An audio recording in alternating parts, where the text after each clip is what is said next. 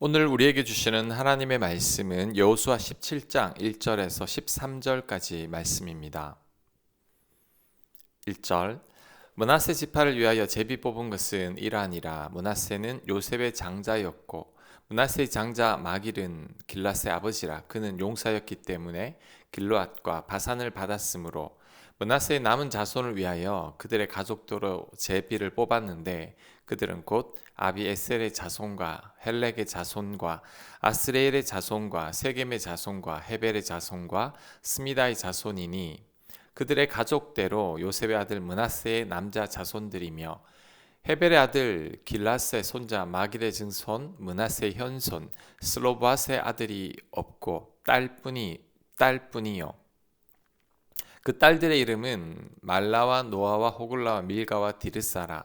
그들이 제사장 엘라살과 눈의 아들 요수아와 지도자들 앞에 나와서 말하기를 여호와께서 모세에게 명령하사 우리 형제 중에서 우리에게 기업을 주라 하셨다 하며 여호와의 명령을 따라 그들에게 그들의 아버지 형제들 중에서 기업을 주므로 요단 동쪽 길르앗과 바산 외에 므낫세에게 10분깃이 돌아갔으니 므낫세의 여자 자손들이 그의 남자 자손들 중에서 기업을 받은 까닭이었으며 길앗 땅은 므낫세의 남은 자손들에게 속하였더라. 아멘. 므낫세 지파의 땅 분배에 관한 말씀입니다. 특히 주목할 만한 것은 슬로보앗의 딸들에 관한 얘기가 나옵니다. 슬로보앗의 딸들은 과거 모세에게 자신들에게 아버지의 기업을 분배해 줄 것을 요구했었습니다. 그 이유는 집안에 딸들밖에 없어서 분배되는 땅을 기업으로 받을 수 없다는 거죠. 그런데 여자라고 해서 땅을 주지 않으면 아버지 가문은 영원히 사라지게 되니 자신들에게도 땅을 달라고 요구했던 겁니다. 그 후 가나안 땅을 분배받을 때에도 과거의 일을 거론하면서 땅을 달라고 요구한 겁니다. 4절입니다. 여호와께서 모세에게 명령하사 우리 형제 중에서 우리에게 기업을 주라 하셨다 하매. 자, 이런 슬로보앗의 딸들의 요청은 굉장히 파격적인 요청입니다. 당시 문화 속에서 여자는 감히 이렇게 말할 수 없었죠. 그런데도 과거에 회중들 앞에 나와서 모세에게 요청을 했었고 지금도 여호수아와 지도자들 앞에 나와서 당당하게 요청하고 있습니다. 이런 슬로보앗의 딸들이 성경에 기록된 것은 당시에는 너무나 획기적인 일이어서 후대에 길이 남겨놓을 만한 사건이기 때문이죠. 만약에 슬로보앗의 딸들이 아들을 두지 못하고 죽은 아버지의 기업을 자신들에게 주도록 요구하지 않았더라면 그들은 기업을 받을 수 없었을 겁니다. 그들은 자신들의 문제를 공적인 자리에서 담대하게 말하였고 그로 인해 기업을 받을 수 있었던 거죠. 천국은 침노하는 자의 것이라고 하는데 그 말이 맞습니다. 하나님의 나라는 과감하게 쳐들어가는 자의 것이죠. 갈렙처럼 이 산지를 내게 주소서라고 요구하는 자가 땅을 차지합니다. 내 나이 85세지만 여호와께서 허락하시면 충분히 적들을 이길 수 있습니다라고 담대하게 고백하는 자들이 땅을 쟁취해내는 거죠. 우리는 예수님의 과부와 재판관 비유에서 과부처럼 구해야 합니다. 자신의 원한을 풀어달라고 끈질기게 재판관을 괴롭혀야 합니다. 하나님을 두려워하지 않고 사람을 무시하던 재판관도 끈질긴 과부에게는 두 손 두 발 다 들었죠. 결국 과부가 재판관을 이긴 겁니다. 우리는 수로보닉의 여인처럼 은혜를 구해야 합니다.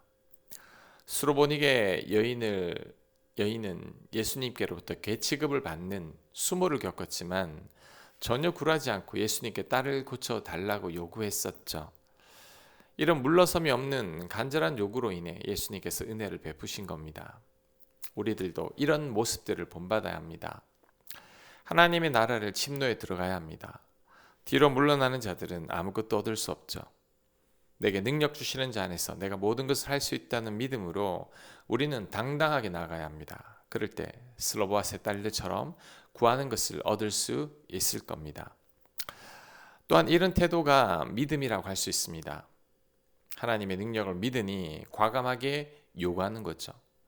예수님은 구하는 자가 얻고 찾는 자가 찾고 문을 두드리는 자에게 문이 열릴 것이라고 하셨습니다. 그렇다면 우리들은 과감하게 구하고 찾고 문을 두드려야 합니다. 그럴 때 원하는 것을 얻을 수 있을 겁니다. 자, 그런데 문제는 이렇게 구하는 자가 없다는 거죠. 그래서 예수님은 과부와 재판관 비유를 설교하고 나서 마지막 때에 믿음을 보겠느냐라고 말씀하신 겁니다. 마지막 때에 믿음을 갖고 하나님을 찾는 자들이 없다는 거죠. 우리는 그러한 자들이 되지 말아야 합니다. 우리들은 믿음을 가지고 하나님께 간절히 기도해야 합니다. 슬로바스의 딸들처럼 과감하게 요청해야 합니다. 그럴 때 응답을 받을 것입니다. 천국은 침노하는 자의 것이니 믿음으로 침노에 들어가야 합니다. 자, 7절 므낫세의 경계는 아셀에서부터 세겜 앞 믹무다까지며 그 오른쪽으로 가서 엔다프와 주민의 경계에 이르나니. 자, 같은 이런 내용들이 계속 쭉 나옵니다. 자, 12절 읽겠습니다. 그러나 므낫세 자손이 그 성읍들의 주민을 쫓아내지 못하매 가나안 족속이 결심하고 그 땅에 거주하였더니 이스라엘 자손이 강성한 후에야 가나안 족속에게 노역을 시켰고 다 쫓아내지 아니하였더라. 아멘. 므낫세 지파도 가나안 족속을 완전히 쫓아내지 못했다라고 합니다. 나중에 강성한 후에도 노역을 시키는 선에서 타협을 하고 역시 쫓아내지 아니했습니다. 이는 완전한 순종이 아니었으며 결국 이 가나안 족속은 이스라엘 백성들에게 올무와 가시가 되는 근본적인 원인이 되었습니다. 자, 아쉬운 점이 한 가지 있죠.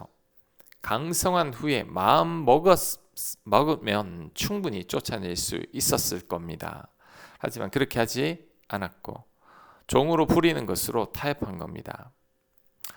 강성하기 이전에는 힘이 없어서 못 쫓아냈다고 하더라도 강성해졌으면 이제 힘으로 쫓아내야 하건만 이들은 그렇게 하지 않았고 그냥 종으로 부렸던 겁니다.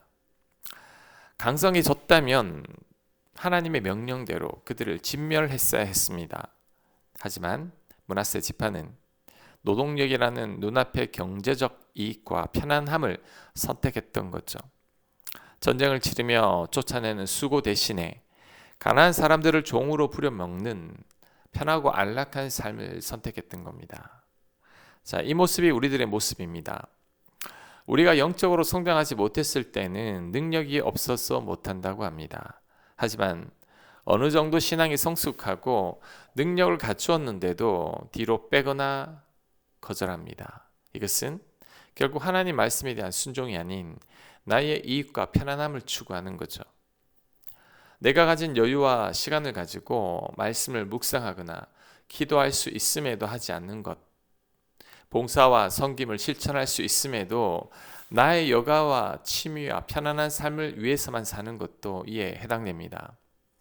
하나님께서 부어주신 나의 경제적 능력과 부를 하나님의 영광을 위해 나누고 사용하는 것이 아니라 더 큰 부와 안락함과 소비에만 집착하고 헌금과 구제에는 인색한 것도 이에 해당됩니다.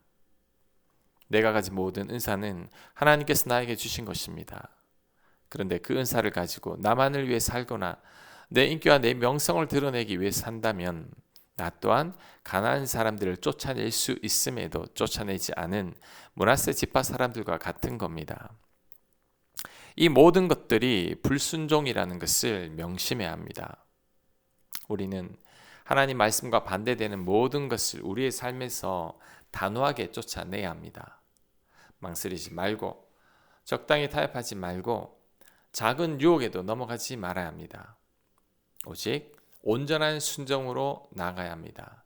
그럴 때 비로소 하나님과의 온전한 관계 속으로 살아가게 될 것입니다. 하나님께서 기뻐하시는 자가 될 것입니다. 아멘. 하나님, 이런저런 핑계를 대고 하나님 말씀에 불순종하는 저희가 되지 않게 하옵소서. 편안함과 이익 때문에 하나님의 말씀을 저버리는 저희들이 되지 않도록 하나님 역사하여 주시옵소서.